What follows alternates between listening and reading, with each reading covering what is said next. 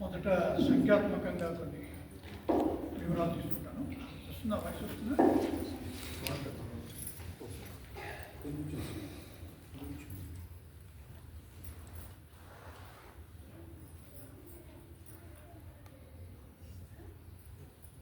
తెలంగాణ ప్రాంతం నుంచి మొత్తం 40 మంది రావాలి. तेलंगाना प्रांत से 40 अपेक्षित। भुवन चंद्र जी के लिए और अनूप जी के लिए मैं बीच बीच में हिंदी में बोल रहा हूँ, कम से कम फिगर्स तो उनके ध्यान में आए। तेलंगाना से 40 अपेक्षित, 40 मंदिर आवास, उसमें एक प्रांत प्रमुख को करोचा तेलंगाना उमगार ఒకసారి మీరు చేస్తే మీరే ప్రాంత ప్రముఖులకు అపేక్షితులో ఇంకొకరు శైక్షణిక ప్రముఖులు రావాలి తెలంగాణ ప్రాంతం शैक्षणिक प्रमुख तेलंगाना से प्रधानाचार्य 9 मंदी प्रधानाचार्य रावाली तेलंगाना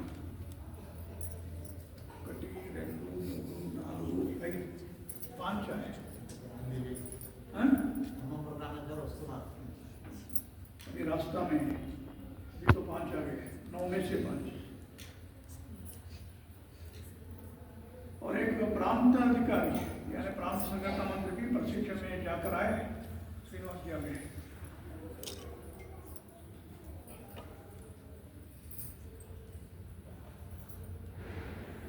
बाकी आचार्य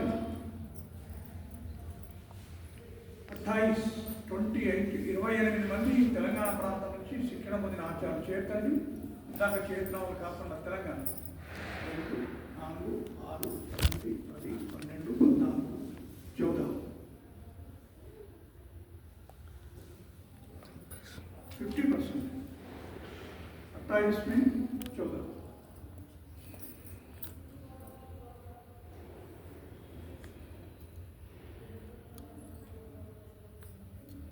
40 में 22 आए, 40 मंदी गानू 22 मंदी వచ్చారు. పరీక్ష వస్తానికి जी అనేక శ్రీనివాస్ గారు మిగతా వాళ్ళు వస్తారా? ఎవరు ఉమ్మగారు చెప్తారా, లక్ష్మణ్ గారు చెప్తారా, శ్రీనివాస్ గారు చెప్తారా? ముగ్గురు ఉన్నారు, ఒక నోట్ చూసుకుంటారా?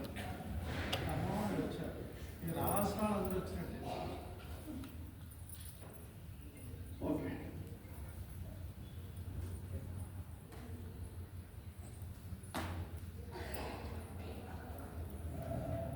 आंध्र प्रदेश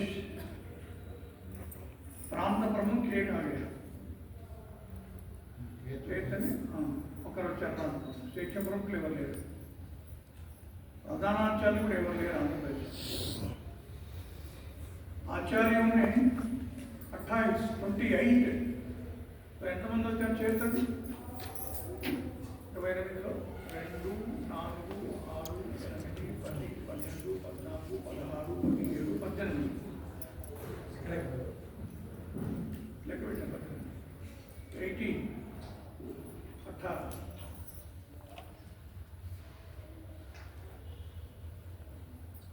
శైలజ గారు మీతో వస్తారా రారా? ఇంకో 10 మంది ఇంకొకరు వస్తారు.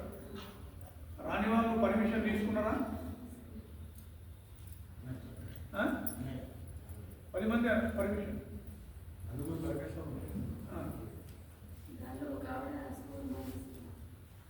ఓకే.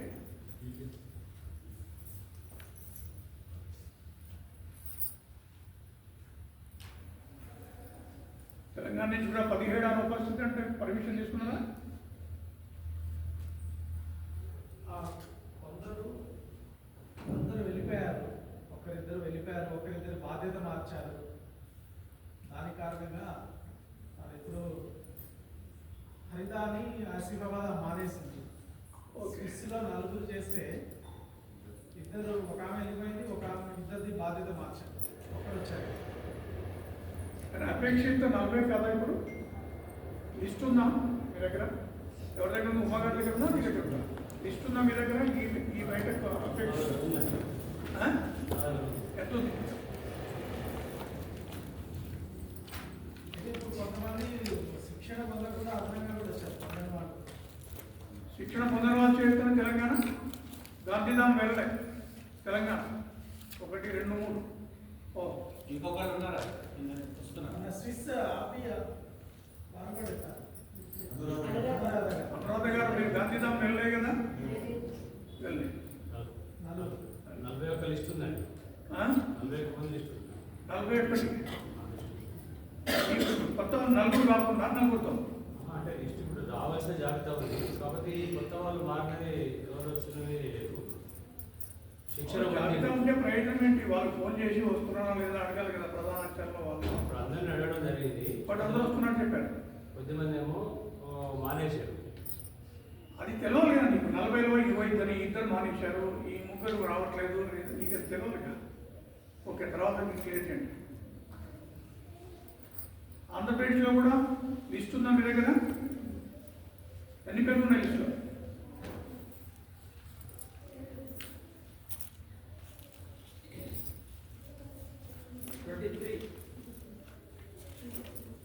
ఇక్కడ 29 ఉంది.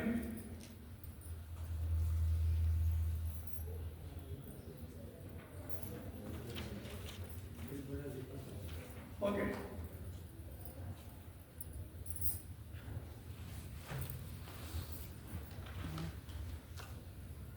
శ్రీనివాచారి గారు ప్రారంభంలో చెప్పారు. ముగ్గురు కమ్మాయినా వస్తున్నది? మెరకొకరు కమ్మాయి కదా? నాగమణి గారు ఇప్పుడు వచ్చారు. ఇప్పుడే వచ్చింది లోపల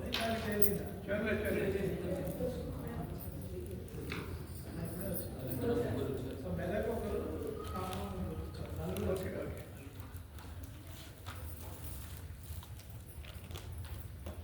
ఇందాక శ్రీనివాసారి గారు చెప్పినట్టుగా మొత్తం దేశానికి కేంద్రము గాంధీధామ్ శిశువాటిక. గడిచినటువంటి ఒక 2-3 సంవత్సరాలుగా క్షేత్రవారీగా 10 రోజుల పాటు అక్కడ ప్రశిక్షణ జరుగుతున్నది. 10 రోజులుగా అలా 2 విడతలుగా మన 2 ప్రాంతాల నుంచి వెళ్ళొచ్చారు. కర్ణాటక నుంచి కూడా వెళ్ళొచ్చారు. మన క్షేత్రంలో 3 ప్రాంతాలు ఉన్నప్పటికీ కర్ణాటక, ఆంధ్రప్రదేశ్, తెలంగాణ. ఇక్కడ 2 ప్రాంతాల వల్లనే ఎందుకు కలిశాము అంటే శిశువాటిక మాతృభాషలో ఉండాలి అని. ఇప్పుడు మనం ఎంత కన్ఫ్యూజన్లో ఉన్నామంటే క్షేత్రము కన్ఫ్యూజన్లో ఉన్నది. ఎందుకంటే క్షేత్రం అంతా ఒక భాష కాదు. వాళ్ళది కన్నడ, మనది తెలుగు. ఒకటి తెలుగుకు విడిగా పెట్టాము, ఇది ఒక భాగం. రెండోది మన ప్రాంతంలో మాతృభాష తెలుగు, కానీ బోధిస్తున్నది ఇంగ్లీష్లో. ఇది ఒక పెద్ద కన్ఫ్యూజన్. మూడోది మన శిక్షణ హిందీలో అయింది, మనం తెలుగు. तीनों के 3 कन्फ्यूजन, 3 कन्फ्यूजन है. शिक्षण हिंदी में, बोधन अंग्रेजी में, मातृभाषा तेलुगु में. क्या सीखा, क्या सिखा रहे, क्या की समझा, ఏమి నేర్చుకున్నాము, ఏమి అర్థం చేసుకున్నాము, ఏమి బోధిస్తున్నాము, ఇది పెద్ద కన్ఫ్యూజన్. ఈ కన్ఫ్యూజన్లో నుంచి కొంత బయటపడడం కొరకు ఈ 2 రోజులు ఇక్కడ మనం కలిసాం. ఇవ్వాలా రేపు దేనికి అనే రీజన్ ఉన్నది. హిందీలో అక్కడ ఎందుకు బోధించారు అంటే దేశమంతా కూడా సంపర్క భాష హిందీ కాబట్టి. మనం ఇంగ్లీష్లో ఎందుకు బోధిస్తున్నాము అంటే చేయకూడదు నేరం చేస్తున్నాం అంటే వేరే లేదు. పోనీ ఇంగ్లీష్లోనే బోధిస్తున్నాం అంటే అది కూడా లేదు. మరి నా గర్గా నా ఘాట్గా దోడిక కదా. పాఠ్య పుస్తకాలు తయారైనాయి. పేరెంట్స్ మీరు ఇంకా తెలుగులో మాట్లాడుతున్నారు అని పేరెంట్స్, ఇంగ్లీష్ మీడియం అనే బోర్డు, మాతృభాషలే చెప్పాలనే ఆదేశం. ఈ కన్ఫ్యూజన్ నుంచి బయటపడడం వరకు ఈ 2 రోజులు మనం వరకబెట్టుకున్నాం.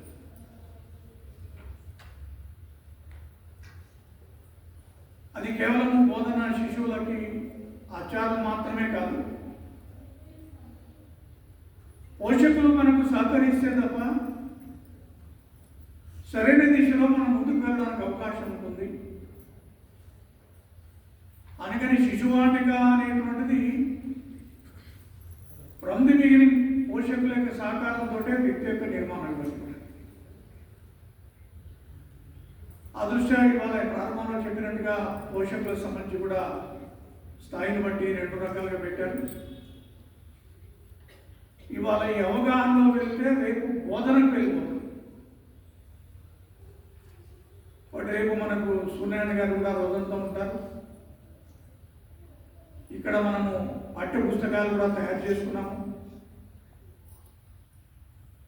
పర్యటన సమయంలో కొన్ని విషయాలు ఎలా బోధిస్తున్నారు, ఏమి ఇబ్బంది జరుగుతున్నది, ఏమి లాస్ అవుతున్నాం అనే విషయాలు కూడా కొన్ని దృష్టికి వచ్చాయి.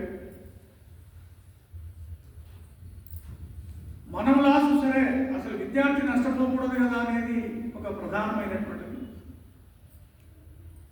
అందుకని దీన్ని బేస్ చేసుకొని రేపు రోజంతా కూడా మన పాఠ్య పుస్తకము, మన బోధన, మన తెలుగు ప్రాంతాలు, కేంద్రం యొక్క అపేక్ష, వీటిని క్రోడీకరించుకొని రేపు రోజంతా కూడా బోధన ఉంటుంది. ఇవాళేమో పోషకులకు ఇవ్వాల్సినటువంటి శిక్షణ, మనము పోషకులతో ఎట్లా అవగాహన చేసుకోవాలి అనేదంతా కూడా సుమారుగా ఇవాళ ఉంటుంది. ఈ 2 రోజులు మనం పూర్తయిపోతే ఆ తర్వాత ఈ శిశువాటిక అనేటువంటి ప్రక్రియను కంటిన్యూ చేయడం కొరకు 3వ రోజు నాటువంటి ఎల్లుండి శిశువాటిక పరిషత్ అనే పేరుతో క్షేత్రస్థాయిలో ఒకటి ఏర్పడాలని చెప్పి అనుకున్నాం. దాంట్లో ఆయుర్వేదిక్ డాక్టర్స్ ఉండాలి, సంఘటన నుంచి మన ఆర్గనైజేషన్స్ కూడా దీన్ని చూస్తున్నటువంటి పెద్దలు ఉండాలి, శైక్షణిక ప్రముఖులు ఉండాలి, చైల్డ్ సైకాలజీకి సంబంధించినటువంటి వాళ్ళు ఉండాలి. కాబట్టి అలా 3 ప్రాంతాల నుంచి సెలెక్టెడ్ పర్సన్స్ ఎల్లుండి వస్తున్నారు. ఎల్లుండి అక్కడ వాళ్ళకు క్షేత్ర శిశువాటిక పరిషత్ అనే పేరుతోటి ఏర్పాటు చేయడం జరుగుతుంది. కాబట్టి వాళ్ళ ముందు కూడా వాట్ ఈస్ అవర్ రెస్పాన్సిబిలిటీ, మన క్షేత్ర శిశువాటిక యొక్క రెస్పాన్సిబిలిటీ ఏంటి అనేది కూడా ఎల్లుండి పూర్తిగా చర్చించడం జరుగుతుంది. టోటల్గా ఈ మొదటి 2 రోజులు, తర్వాత 3వ రోజు, ఈ 3 రోజులు శిశువాటిక పేరుతో మనం కలుస్తున్నాము. నిన్నటి వరకు శిశువాటిక అనేది కేవలం విద్యాభారతికి మాత్రమే, విద్యాపీఠానికి మాత్రమే పరిమితంగా ఉన్నది. ఇవాళ యావత్తు భారతదేశంలో ప్రభుత్వేతర పాఠశాలలన్నీ కూడా దీన్ని అనుసరించాలని NEP 2020లో ప్రభుత్వం తీసుకురావడం ఇదొక పాత్ర అయితే, రెండోది గతంలో మనము శిశువాటిక అంటే అరుణ, ఉదయ్, ప్రభాత ఈ 3 మాత్రమే ఉండేది. ఇప్పుడు 1, 2 తరగతులు కూడా కలిపాము. ఈ 2 కలిస్తే శిశువాటిక అంటున్నాము. ఈ 1, 2 తరగతులకేమో పుస్తకం ఆధారంగా బోధించాలి, మిగతా వాళ్ళకి పుస్తకం లేకుండా బోధించాలి. వాటి మళ్ళా ఆచార శిక్షణ అనేది, ఈ ఆచార శిక్షణ అనేది. అందుకని మన విద్యాభారతి పరిభాషలో శిశువాటిక 1, శిశువాటిక 2 అనేటువంటి నామకరణంతో కూడా ముందుకు వెళ్ళాలని మన చింతన బయటలో వచ్చిన విషయం బహుశా మీరు గమనించి ఉంటారు. ఏదేమైనప్పటికీ కూడా శిశువాటికకు ఒక స్వతంత్ర ప్రతిపత్తి, అంటే దీనికి ఒక ఏమి శిక్షణ పొందారో దానికి అనుగుణంగా విడిగా, అంటే వీళ్ళ వందన శిశువాటికకు విడిగా ఉండాలి, దీని అడ్మినిస్ట్రేషన్ శిశువాటికకు విడిగా ఉండాలి, దీని ఆచార ప్రశిక్షణ కూడా విడిగా ఉండాలనేది కేంద్రం యొక్క ఆలోచన.